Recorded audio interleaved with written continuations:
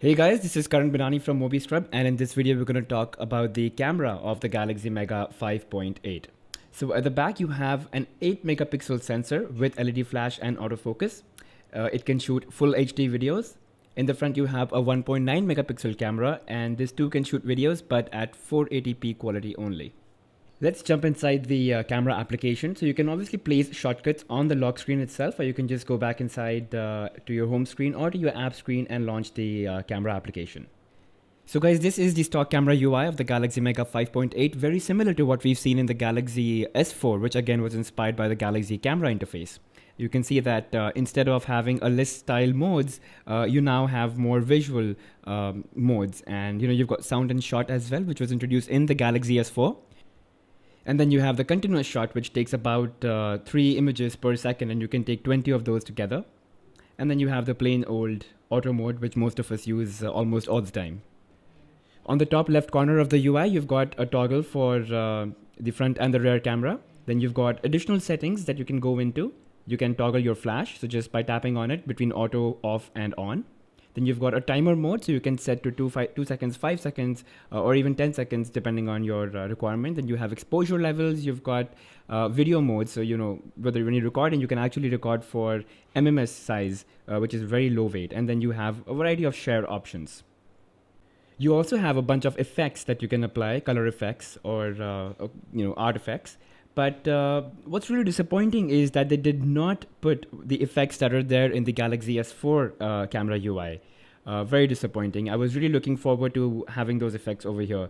Nonetheless, these are actually what you've already had in the previous Galaxy Note, Note 2 and the S3 models. The camera can also record full HD videos at 30 frames per second with continuous focus. There is also a pause option, so you can pause and then start or resume whenever you want to, and I believe that's really handy.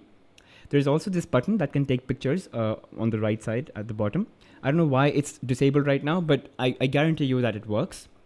The really tricky part is that this is not a full HD screen. So whatever you record, when you play back, you're not going to get the same quality. So don't be, don't be disheartened. Transfer it to your computer and then you can view the full HD quality.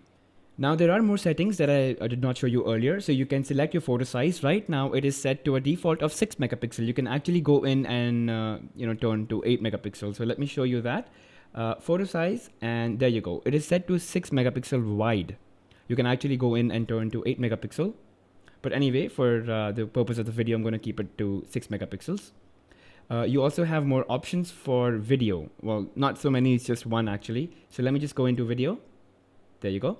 And as you can see, video size 1920 by 1080. Again, do not rely or do not depend on the quality of the screen here. This is a very low resolution screen, 540 by 960 pixels.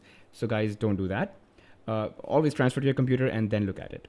Now the really interesting part is you can actually set your volume keys to be the camera key. So you can just tap one of the volume keys and it'll take a picture. And I find it really useful, especially for self-portrait shots, when you're using the front camera. Anyway, as all cameras, there are a number of white balance modes, exposure values that you can set, and you can also have a contextual file name and all of that. The camera also features tap to focus, so you can shift focus quickly by just tapping onto the subject. So I have two over here. One is this rusty chair, which is basically a macro kind of a shot, and then you have a green leaf at the background. And I'm quickly able to change or shift focus and take a shot. So if I tap the shutter key, it immediately takes a picture. So the shutter speeds are really high, and that's what you really want in a good camera. You want time-sensitive shots to come out really great. Like all other Galaxy camera applications, you've got pinch to zoom, so you can just zoom into your subject by pinching out, obviously. You can also use the volume rocker to zoom in or out. Now you can set your volume rocker to either take pictures or to offer you a zoom. So it's really up to you, and you can shift or you can actually change these toggles anytime you want. Just to again demonstrate the shutter speeds, as you can see, I tap and it immediately takes a shot, and it's great for time sensitive shots where you don't want to lose on to some moments. Continuous shot, if I keep the shutter key pressed, it takes 20 frames or 20 pictures quickly, and you can obviously review them later, delete them, it's all up to you. All the pictures and videos that you take go in and get stored into your gallery. Now let's look at the gallery and what things it has to offer.